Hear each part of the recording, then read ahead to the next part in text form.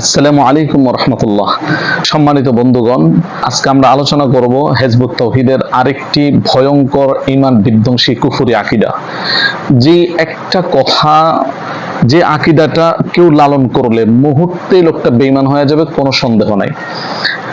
তাদের দাবি হলো ইবলিস শয়তান আল্লাহ তাআলার সাথে একটা চ্যালেঞ্জ করছিল।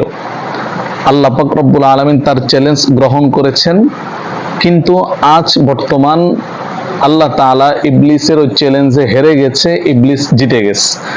এটা হিজবুত তাওহীদের একটা আকীদা, একটা বিশ্বাস। এই ধারণাটাই তারা লালন করে। দেখেন, তাদের লিখিত বই ইসলামের রূপলেখা, এই বইয়ের 34 নম্বর পৃষ্ঠায় উল্লেখ আছে। সেখানে বাইজিদ খান পন্নী লেখে, এই কথা বোঝার মতো বোধ শক্তিও আমাদের নাই যে আজ সমস্ত পৃথিবীতে ইবলিস জিতে আছে। সে আল্লাহকে যে চ্যালেঞ্জ দিয়েছিল তা দিয়ে আজ পৃথিবী ভরপুর। যে জাতির উপর আল্লাহকে বিজয়ী করার দায়িত্ব বিশ্বনবী দিয়ে গেছেন, সে জাতি তার ব্যর্থতার বোঝা কাঁধে নিয়ে দাড়ি লম্বা করে, টুপি পাগড়ি আলখেল্লা পরে মসজিদের দিকে দৌড়াচ্ছে। এই যে হিজবুত তাওহীদের এই কথাটা, এই কথার মধ্যে সে কি বুঝাইতে চাইছে? তার কথা হলো, বর্তমান গোটা পৃথিবীটা শয়তানের কবজায়। আল্লাহ তাআলা এখানে হেরে গেছে, শয়তান জিতে গেছে।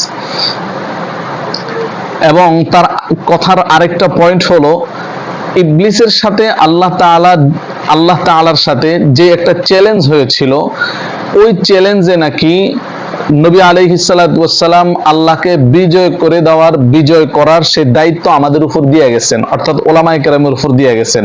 উলামায়ে কেরাম আল্লাহকে বিজয় করতে পারে নাই। শয়তানের চ্যালেঞ্জের মোকাবেলায় উলামায়ে কেরাম আল্লাহকে বিজয় করতে পারে নাই। এই কারণে তারা ব্যর্থতার বোঝা কাঁধে নিয়ে, তারা দাড়ি লম্বা করে, টুপি পাগড়ি আলখাল্লা পরে তারা মসজিদের দিকে দৌড়াচ্ছে। তারা আল্লাহকে বিজয় করতে পারে না, এই জন্য তারা ব্যর্থ এমন করতেছে। তার এই বক্তব্যের দ্বারা এই কথাটা স্পষ্ট বোঝা যায়। তাদের আরেকটা বই প্রিয় দেশবাসী, এই বইয়ের 97 এবং 98 পৃষ্ঠায় উল্লেখ আছে, আল্লাহর সাথে শয়তানের চ্যালেঞ্জ হয়েছিল, মানুষ শান্তিতে থাকবে নাকি অশান্তিতে। সুতরাং মানুষ যদি শান্তিতে থাকে তাহলে আল্লাহ বিজয় হবেন, আর যদি অশান্তি অরাজকতার মধ্যে থাকে তাহলে ইবলিস বিজয় হবে। নাউযুবিল্লাহি মিন যালিক। একটু পরেই সে লিখেছে, নবী রাসূলগণ এইভাবেই আল্লাহকে শয়তানের মোকাবেলায় বিজয় করার সংগ্রাম করে গেছেন। আস্তাগফিরুল্লাহ, নাউযুবিল্লাহ। অর্থাৎ বাইজিদ খান পন্নী বুঝাইতে চাচ্ছে, আল্লাহর সাথে ইবলিসের যে একটা চ্যালেঞ্জ হয়েছিল, তো ওই চ্যালেঞ্জে নাকি আল্লাহকে বিজয় করার জন্যই যুগে যুগে নবী রাসূলগণ আসছেন, এবং সর্বশেষ আমাদের নবীও আল্লাহকে বিজয় করার জন্যই আসছিলেন।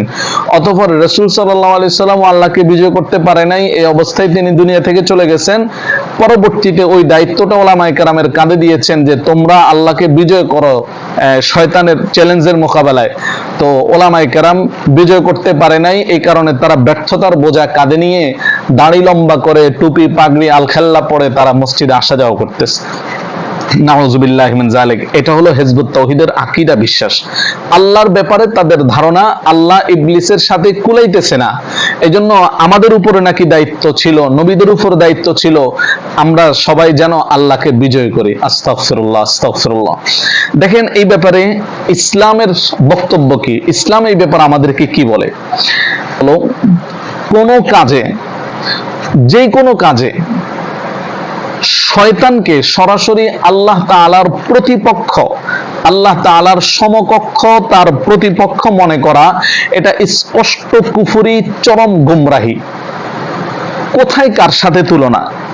যেখানে আল্লাহ পাক রব্বুল আলামিন হলেন সমস্ত শক্তির উৎস, গোটা জাহানের একমাত্র সৃষ্টিকর্তা, যার ক্ষমতার কোনো সীমা নাই, সেই আল্লাহর সাথে শয়তানকে সমকক্ষ, প্রতিপক্ষ মনে করা, এটা তো চরম গুমরাহি, এটা স্পষ্ট কুফর। এখানে আল্লাহ পাক রব্বুল আলামিন হলেন সমস্ত শক্তির উৎস, গোটা জাহান সৃষ্টিকর্তা, আর সেখানে আর বিপরীতে শয়তান হলো আল্লাহ তাআলার অবাধ্য এবং নিকৃষ্টতম একটা দুর্বল মাখলুক।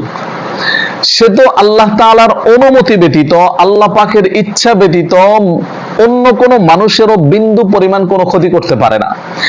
যেখানে সে আল্লাহ পাকের ইচ্ছা ছাড়া অন্য মানুষের বিন্দু পরিমাণ ক্ষতি করতে পারে না, সেখানে সে আল্লাহর সাথে চ্যালেঞ্জ করবে কিভাবে? আর ওই চ্যালেঞ্জে সে আল্লাহকে পরাজিত করার প্রশ্ন বা আসে কিভাবে?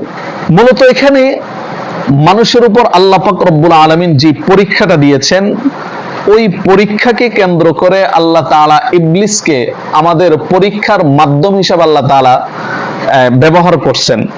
এবং আল্লাহ তাআলা ইবলিসকে কিয়ামত পর্যন্ত অবকাশ দিবেন যেন আমাদের ঈমান যাচাই করতে পারে। অর্থাৎ আমরা কে ইবলিসের কথায়, ইবলিসের ফাঁদে পা দিয়া আমরা কে ইবলিসের অনুসারী হয়ে যাচ্ছি, আবার কে ইবলিসের সমস্ত প্রলোভন থেকে মুখ সরায়া একমাত্র আল্লাহর দিকে ফিরে আছি।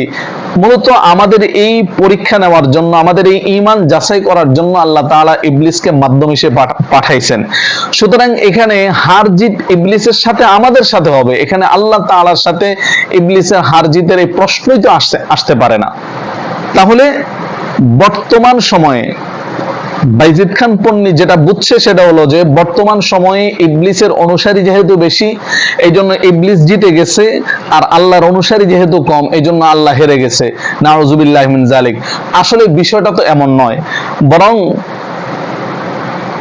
আল্লাহ পাক রব্বুল আলামিন সবকিছু বান্দার তাকদীরে আল্লাহ তাআলা ফয়সালা করে রাখছেন। কারা ইবলিসের অনুসারী হয়ে জাহান্নামী হবে, আর কারা একমাত্র আল্লাহ পাকের ইতাআত অনুসরণ করে, নবী রাসূলদের অনুসরণ করে, ইসলামের সবগুলি বিধিবিধান মেনে চলে জান্নাতি হবে, পরকালে সফল হবে, সবকিছু তো আল্লাহ তাআলা আগেই এগুলি সব ফয়সালা করে রাখছেন। উদাহরণস্বরূপ কোরআনের ওই আয়াতটা, কোরআন মাজিদের ওই আয়াতটি আপনাদের সামনে বলা যেতে পারে। আল্লাহ পাক রব্বুল আলামিন বলেন, ওয়ালাকাদ যারানা লিজাহান্নামা কাসীরাম মিনাল জিন্নি ওয়াল ইনস। এখানে আল্লাহ পাক রব্বুল আলামিন বলেছেন, আমি জিন জাতি এবং মানব জাতি থেকে বিশাল এক সংখ্যককে, কাসীরাম মিনান নাস, কাসীর বলেছেন আল্লাহ পাক রব্বুল আলামিন। সুতরাং বড় একটা অংশ, বিশাল একটা অংশ জাহান্নামী হবে, এটা তো আল্লাহ তাআলা আগেই ফয়সালা করে রাখছেন। সুতরাং শয়তানের অনুসারী বেশি হওয়ার মাধ্যমে আল্লাহ পাক পরাজিত হয়ে গেছেন, নাউজুবিল্লাহি মিন যালিক, এমন ধারণা করা এটা সুস্পষ্ট কুফরি, এটা গোমরাহি। আবার অন্য আয়াতে আল্লাহ পাক রব্বুল আলামিন বলেন, ওয়া কালিলুম মিন ইবাদিয়াশ শাকুর, আমার শুকরগুজার বান্দা, আমার অনুসরণকারী বান্দার সংখ্যা হবে একেবারেই কম। অর্থাৎ যারা আখিরাতে সফল হবে ওদের সংখ্যা হবে কম, ইবলিসের অনুসারী ব্যর্থ মানুষের সংখ্যা হবে বেশি। যেটা বর্তমান আমাদের সামনে একেবারেই স্পষ্ট যে গোটা পৃথিবীতে মুসলিমদের সংখ্যা কতজন, কাফেরদের সংখ্যা কতজন, এটা তো আমাদের সবার সামনে একেবারেই স্পষ্ট যে কাফেরদের তুলনায় মুসলিমদের সংখ্যা একেবারেই কম। তার মধ্যে আবার মুসলিমদের মধ্যেও একেবারে পরহেজগার মুত্তাকি মানুষের সংখ্যা কতজন।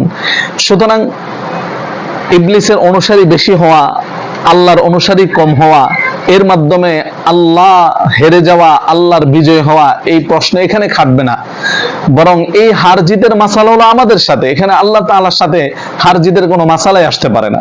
অতএব কোন শয়তান বা পৃথিবীর কোন মাখলুকের এমন হিম্মত বা এমন শক্তি নেই যে সে আল্লাহকে পরাজিত করবে বা পরাজিত করার এমন কোন দুঃসাহস দেখাবে। এমন কোন মাখলুকের সে হিম্মত, সে দুঃসাহস নাই।